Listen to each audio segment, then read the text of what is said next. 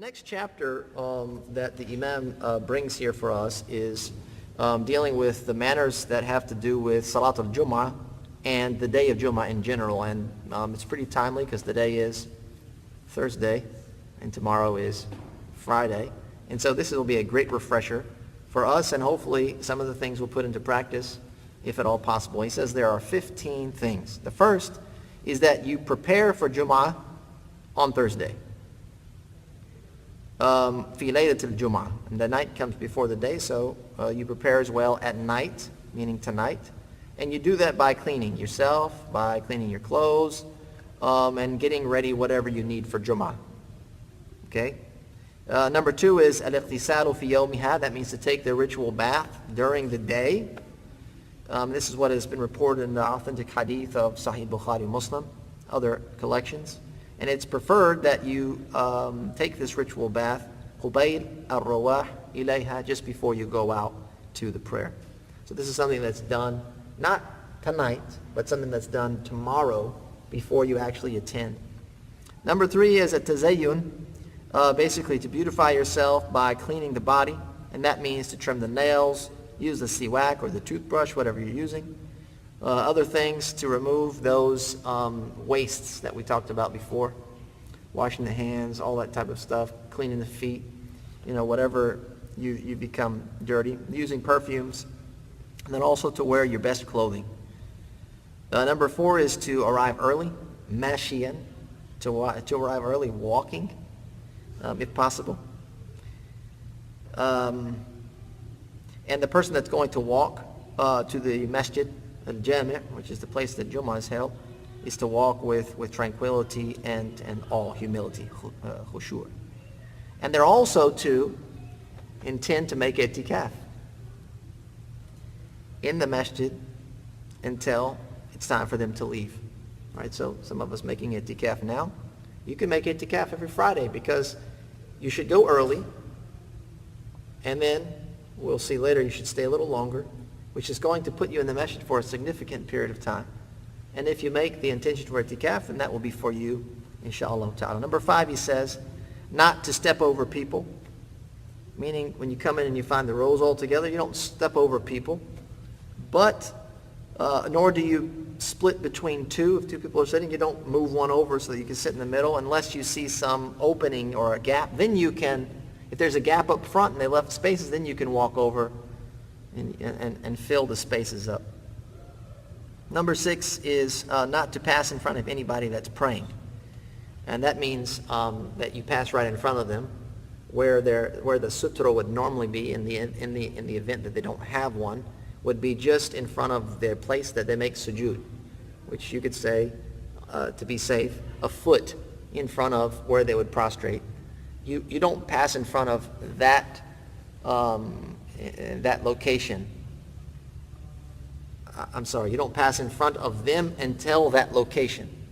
Meaning, if someone's praying without a sutra, they're praying way in the back there, and the first obstruction is the wall here, you got like 50 feet. Right? And they can just hold you captive for however long. Right? So the sutra should be there in front of them, and that's where technically you don't pass in front of that space. But anything beyond that, that's considered normal. Number seven is to try and sit in the front row, unless you see something or you hear something that's blameworthy that occurs in the front row. Maybe here it's a lot easier. There's a wall and windows. It's not open to the public. You're not going to see a bunch of people walking in front of you. You're not going to hear a bunch of whatever you may hear. But in the event that you did, then you have an excuse to sit further in the back. Okay? So there is some considerations here to be made for sitting in the front row. However, the front row is preferred. That you should quit praying nafila prayers and the various different remembrances and adhkar when the imam comes out. And then you should busy yourself by responding to the mu'adhin when they call the adhan, and also listening to the khutbah. So you should stop praying sunnah or nafila, and you should stop adhkar. whatever type of dhikr you were making, let alone anything else. Right? So this is min bab al-awla, right? This is like the priority is for prayer and remembrance and dua. So what about playing on the phone, chit-chatting with the neighbor, drawing pictures in the carpet, pulling out your wallet and counting the money in there, I don't know, staring at your watch, responding to text messages, all those types of things should absolutely come to a conclusion before, as the imam comes out. And that's extremely important when it comes to the manners of Friday prayer. Number 9 is to pray sunnah ba'd al-jum'ah. To pray the sunnah after Salat al-Jum'ah. And the sunnah, it is between 2 to 6 raka'at. So you can pray 2 if you want, or you can pray 4, or you can pray 6. Number 10 is to stay in the masjid until you pray Salat al-Asr. And then if you stay until Salat al-Maghrib, then this is preferred. Right? So you have a nice i'tikaf on Friday. From Jum'ah to Salat al-Asr is preferred, and then even better than that is to stay until Salat al-Maghrib. Number 11, he says that you take note of a sa'a sharifa. There's a very, very particular hour on Yawm al-Jum'ah that your heart is present during that time and that you are constantly in a state of remembrance. And there's been a difference of opinion regarding this particular time period. This is also referred to as Sa'at al-Ijaba, the time in which the prayers are answered. Various different hadith and conclusions. There was hadith reported, or that was a statement said that it between the time the imam sits and concludes the prayer, sits for the Jummah, and then concludes the prayer, meaning during the khutbah. Another one was ما بين فراغ الإمام من الخطبة إلى أن تقضى صلاة, after the imam completes the khutbah until he finishes the prayer, Jummah prayer. And then another one is the last hour بعد العصر, so the last hour of daylight, meaning before Maghrib prayer, so the last hours of that day. And also التمسوها ما بين صلاة العصر إلى غروب الشمس, after Salat al-Asr all the way until the sun sets. So these hadith, they contradict each other. However, to reconcile between that, there's a couple of opinions. Number one is either some of the hadith are more authentic than the others, or that this particular hour, this special time during Friday, it changes by the week, much like Laylatul Qadr changes throughout the years. So Laylatul Qadr is, it's expected, if you will, or the preponderant understanding is that it's on this 27th night, if not an odd night, if not any night, right? So the conclusion of the scholars is that it moves around year to year. It could be any one of those days, much like the reconciliation between these various narrations, in that this particular time period of Friday, very special time, it could perhaps be at any one of these appointed times. So a person should take that into consideration. Number 12 is to increase your prayers on the Prophet ﷺ on Friday. Say sallallahu alayhi wa sallam, Allahumma salli ala Muhammad wa ala ali Muhammad, in various different forms of that. It's been reported that the Prophet ﷺ said, Man salla alayya fi yawm al-jum'ah 80 marra, ghafara Allahu dhunuba 80 sana. That whoever prays over the Prophet ﷺ on Friday 80 times, Allah will pardon his sins for 80 years.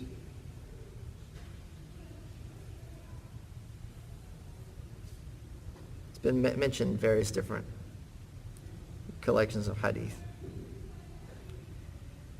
And then if he wants to do more than that, in regards to praying on the Prophet ﷺ and making dua for him, you can say something like Allahumma ati Muhammadan al-wasila wal-fadila wal-darajat al-rafi'ah وابعث المقام المحمود الذي وعدته اللهم أجزي نبينا عنا ما هو أهله. Various different prayers for the Prophet ﷺ. Oh Allah, grant Muhammad ﷺ virtue and wasila. Give him lofty stations, stations which you have promised, and asking Allah subhanahu wa ta'ala reward the Prophet sallallahu alaihi wasallam for all that he's done. So these are things that you can do. You can also add to that, he says, add to that al-istighfar, your prayers for the Prophet sallallahu alaihi wasallam. You can ask Allah to forgive you. فَإِنَّهُ مُسْتَحَبٌ, right? It's preferred that you seek Allah's forgiveness on that day. Number 13, Surah Al-Kahf. This was reported from the Prophet sallallahu alaihi wasallam to recite Surah Al-Kahf. It says, أَلَا أُحَدِّثُكُمْ بِسُورَةٍ مَلَأَ عَظْمُهَا مَا بَيْنَ السَّمَاءِ وَالْأَرْضِ. I tell you about a chapter which its greatness fills what is between the heavens and the earth. And the person will have written for them the reward similar to that. Whoever reads it on Yawm al-Jum'ah, their sins will be pardoned, which occur between one Jum'ah and the next. وَزِيَادَةَ ثَلَاثَةِ أَيَامٍ, plus 3 extra days. وَمَنْ قَرَأَ الْخَمْسَ الْأَوَاخِرِ مِنْهَا عِنْدَ نَوْمِهِ بَعَثَهُ اللَّهُ تَعَالَى أَيُّ لَيْلٍ شَاءَ. So basically also a person that reads the last 5 verses of it every night before they go to sleep. And he said this was Surah Al-Kahf. So this is a great practice of the faithful to read Surah Al-Kahf on Friday. He says here, whoever reads it in the day of Jum'ah or the night of Jum'ah will be preserved from any fitna, any tribulation. Right? Whoever reads it fi yawm al-Jum'ah or laylat al-Jum'ah, so either the night before or the day of, they will be preserved and protected from any fitna. You should also, it's preferred that you increase your recitation of the Quran in that day. So this would give you something to do while you're sitting in the masjid between, for example, Salat al-Jum'ah and Asr, or between Salat al-Asr and Salat al-Maghrib, so long as you weren't making supplication or dua to Allah. So it will give you something to do, for example, while you've arrived early. You left your home and you arrived early to the masjid, and now you maybe have an hour or two, and you can sit and read Surah Al-Kahf. You can ponder over that and reflect over the meanings. It says it's also preferred that you conclude your recitation, and yakhtima fihi al-Qur'an, basically is that your wird of recitation, your regular habit of reciting, it is such that you conclude the Qur'an on Friday. So perhaps you have a weekly wird where you read enough to conclude every 7 days. It means your conclusion should end up being on a Friday. Can coincide with Friday. Or if it's a monthly thing, try and make it coincide with the end of the last Friday of the month.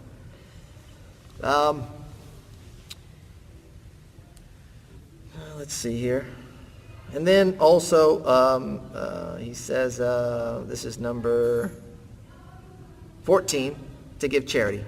That's coming up tomorrow. Believe it or not, we're having a bit of a fundraiser tomorrow all day.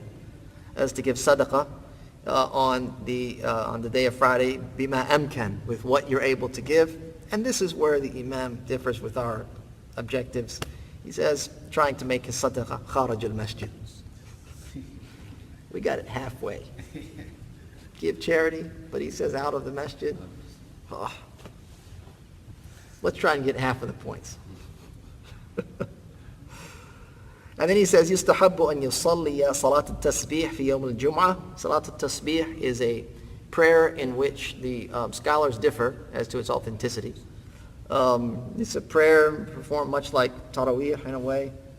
There's an abundant amount of tasbih, subhanallah, alhamdulillah, wallahu akbar, wa la ilaha illallah, wa la hawla wa la quwwata illa billah. And that is said in different places, which is not typical of other prayers. And so he has indicated here that it's preferred to pray that prayer on Jum'ah. Some of the scholars deem it a sunnah to pray every day. If not every day, then every week. If not every week, then at least once a month to pray Salat al-Tasbih. And then there are scholars that they view that this particular prayer has no valid origin, and therefore is not something that should be done. However, out of respect for the author, it's not the place for debate. Number 15 is that you make يُسْتَحَبُّ أَنْ يَجْعَلَ يَوْمَ الْجُمْعَةِ الْأَعْمَالِ الْآخِرَةِ.